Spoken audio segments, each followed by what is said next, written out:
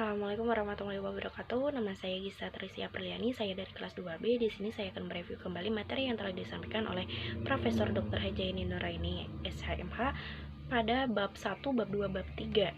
Nah, pada bab 1 mengenai pengertian hukum pidana. Hukum pidana atau strafrecht merupakan hukum publik, yaitu mengatur hubungan hukum antara individu atau perseorangan dengan negara. Hukum pidana dibagi menjadi hukum pidana material dan hukum pidana formil. Menurut Profesor Mulyatno, hukum pidana material terdiri dari tiga hal.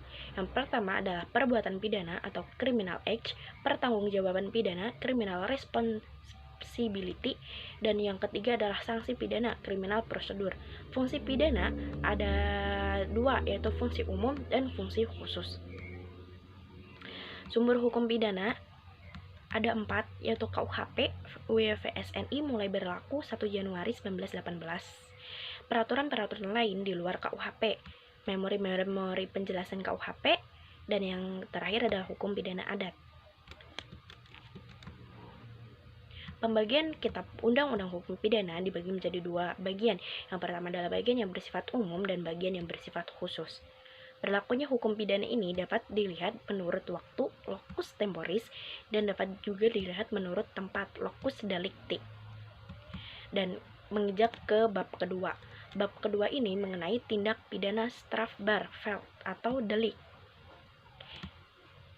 Nah, di dalam hukum pidana lebih sering dipergunakan istilah tindak pidana dibanding perbuatan pidana, peristiwa pidana, pelanggaran pidana, dan lain-lain, dengan alasan 3 hal. Yang pertama adalah dari segi sosio-yuridis, hampir semua perundang-undangan pidana menggunakan istilah tindak pidana.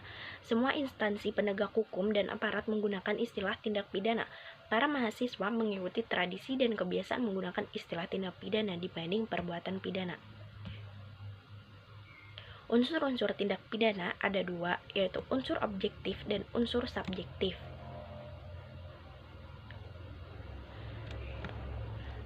Teknik atau cara merumuskan tindak pidana ada 3 cara. Yang pertama adalah hanya memberikan nama yuridis atau kualifikasinya tanpa menyebutkan unsur-unsurnya. Dan yang kedua adalah hanya menentukan unsur-unsurnya tanpa memberikan kualifikasinya atau nama yuridisnya. Yang ketiga, memberikan kualifikasi dan unsur-unsur serta nama yuridisnya. Jenis-jenis tindak pidana menurut KUHP adalah dibagi menjadi 2, yang pertama adalah kejahatan dan yang kedua adalah pelanggaran. Nah, menginjak ke bab 3. Bab 3 ini membahas tentang pembaharuan hukum pidana di Indonesia.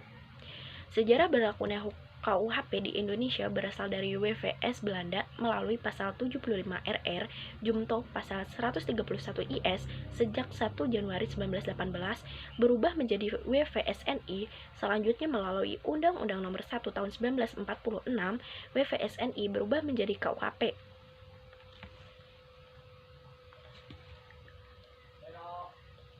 Alasan diadakannya pembaharuan KUHP.